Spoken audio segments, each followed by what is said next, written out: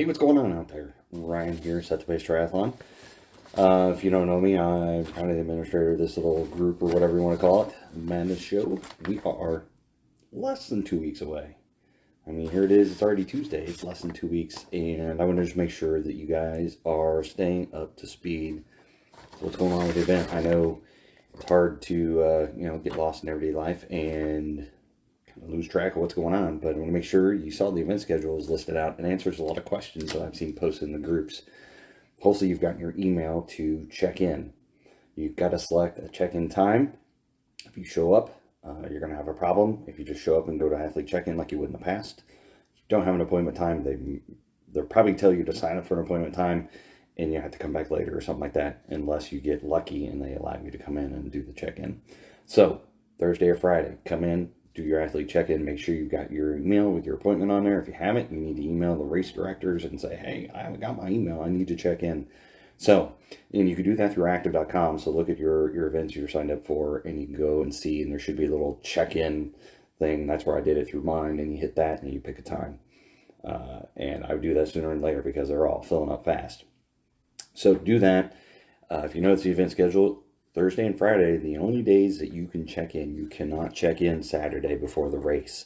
Some events will let you do that, but this one is not. So make sure you are checked in Thursday or Friday. Don't wait till Saturday and be like, I need to check in. Well, you're too late. You can't check in. So it's a hard and fast rule. So make sure you're checked in on Thursday or Friday. Looking through some other things, pretty standard stuff. 9 to 5 is athlete check-in, Ironman Village. If you need your bike serviced, information stuff, pick up your VIP, Ironman Foundation food drive thing, Ironman store. They're probably going to limit the amount of people that are in the store at one time, so maybe, hopefully the check-in times will allow that crowd to kind of die down, so it won't be as much as a problem. There won't be a bunch of people in the Ironman Village, the Ironman store, so you can get in, get whatever you need, and get out. So just be prepared that if you come in outside your check-in hours, they may not let you in. It's going to be weird. I have not been to an Ironman event in the pandemic world, and this is going to be the full first. Well, they had Ironman Florida last year, so if you've been there, you can maybe chime in. But this is going to be the first one in 2021. North America, they're going to be Tulsa.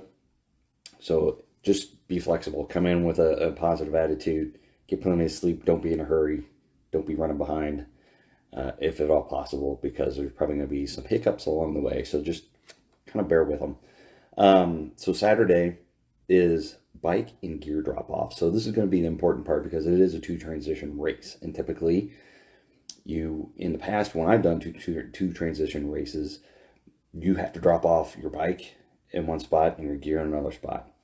They're going to give you an option that you can drop off if you read your schedule, complimentary bike and gear valet. So you could come into T2 and drop off your bike, and they will transport it to the lake for you and then rack it.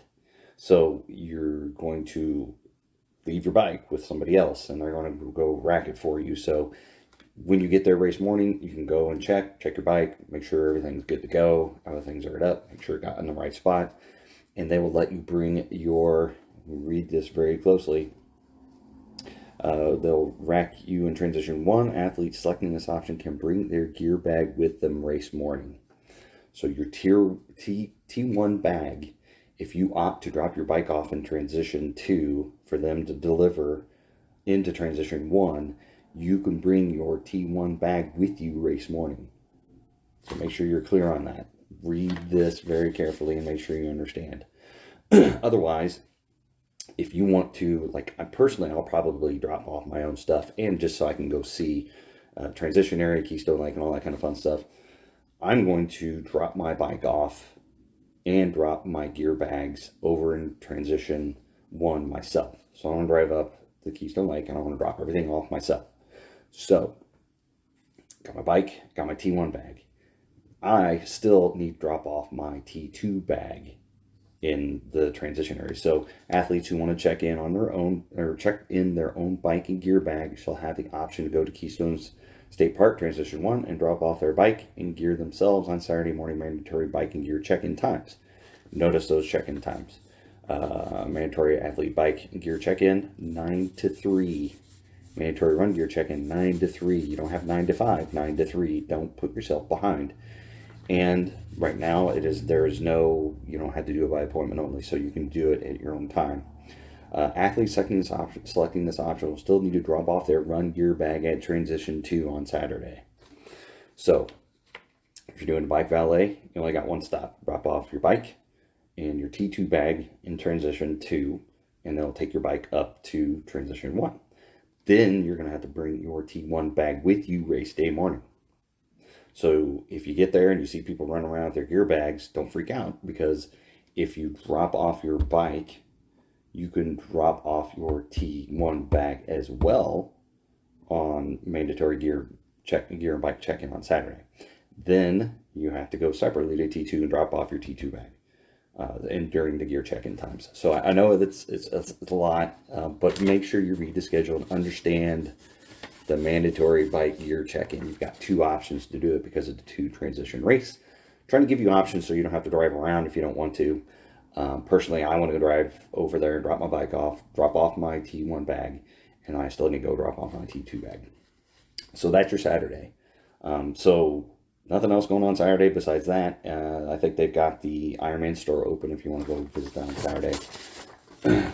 Race day, transitions open at 4 a.m. This is the 2 transition race. There is a athlete shuttle, athletes only. No race day athlete parking. So if you're trying to drive up to the lake, you're not going to be able to park your car and go do the race as an athlete. If you want to run the gamble of having someone to drop you off, it is going to be incredibly difficult. They are not going to be friendly about letting other cars in to drop people off. So make sure that you're prepared. I would highly recommend getting to transition 2 as early as possible, because that is where they're going to pick you up from. So OSU to Keystone State Park. So the OSU, the campus there in Tulsa, is where you're going to go, and you're going to drop off your special needs bags, probably at that place too. Please ignore the background noises here. And then you're going to get on the shuttle to go up to the first transition. So however long it takes you to get there, this is a nice little hike. A T2 from T1 is a decent little stretch. So I'd count on 20, 30 minutes from the process of loading the bus and get up there, especially if they're doing social distancing and they're not having full buses go. Now, all the events I've been to that have this situation, they've got plenty of buses. They've got them cycling through quickly. It's not really a problem. But again, don't wait till the last minute and show up. I like to show up as soon as things open up. You got plenty of time. Sure, you're going to be a little tired. You can sleep in the next day. You're going to be tired, so just be prepared for that. I show up, I go, make sure all my stuff is done. In T2, you can get access to your T2 bag. Just check it over, make sure everything's good to go. Then get on the bus, go up with everybody, and then you can check on your bike. You can check on your T1 stuff, your T1 bag, make sure everything's all set up, everything's in there that you need, and then you're there and you're ready to go. Then you can sit around, you can lay on the ground, you can catch a nap or whatever you want to do. But just make sure spectators are not going to be able to go with you according to this mandatory athlete only shuttle. So spectators can't go. VIP shuttle starts at 5:30 a.m. So if you've got anyone that's VIP, they can ride on the bus and go watch. So reading this tells me that there is not going to be a spectator bus. Now, this might be in the fine details. I have not read through the athlete guide yet. If anybody knows that answer to that question, they can put them in there in the comments. I'll see you guys watching. But I would not count on the opportunity for spectators to get a shuttle ride to the swim start. They've only got a VIP shuttle listed. Usually they'll list down a spectator bus. So VIP shuttle. I don't see anything for just normal spectators. So I don't think you want to count on your spectators and Sherpas being able to watch you to do the swim start and T1. So that's the way that's going for now. And then 6 a.m., athletes escort to swim start by estimated swim times. 6:30 pro, 6:35 pro women, 6:40 self-seated age group rolling start, athlete food, and then bike gear checkout. So I just want to go through because I have finally gotten through. I had my email in my inbox sitting there for a long time, finally printed off the schedule. So this will go with me. I like paper copies. And I'm going to put these in my calendar of these dates and times because this I've already signed up for my check-in time because it's by appointment only. So I got this, and like I said, I think reading through the bike and gear drop-off options is very important. So you want to make sure that you have your plan set up before Saturday, and don't wait till the last minute. Don't wait till 2:30 p.m. and then run around with your head cut off trying to get all your stuff dropped off. Again, I think a key point is there is no Saturday check-in listed. So unless you've got some special circumstances, you've already contacted the Ironman group, be checked in Thursday or Friday. And if you haven't gotten your check-in email and haven't picked the time, you need to do that ASAP. Other than that, that's kind of the highlights I saw from the schedule. I just wanted to do a post in here to kind of share my thoughts and get all you guys thinking about the event schedule, because it's a week and a half away, people. So we need to get on the ball and be ready. So hopefully you guys have got all your training wrapped up, because now it's kind of too late to study for and praying for the test. The test is coming, and the only thing you can do at this point is hurt your chances of having a good race day. So read the schedule, be familiar with it. Don't wait till the last minute.